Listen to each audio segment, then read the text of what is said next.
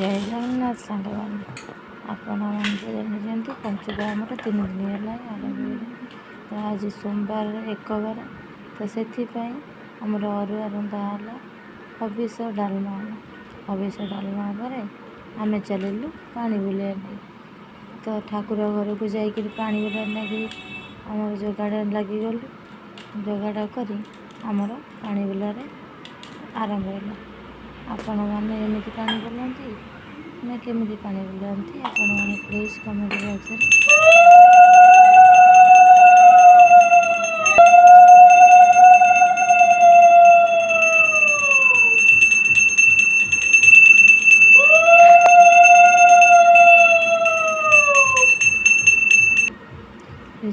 ବକ୍ସରେ ନିଶ୍ଚୟ ଜଣାବେ।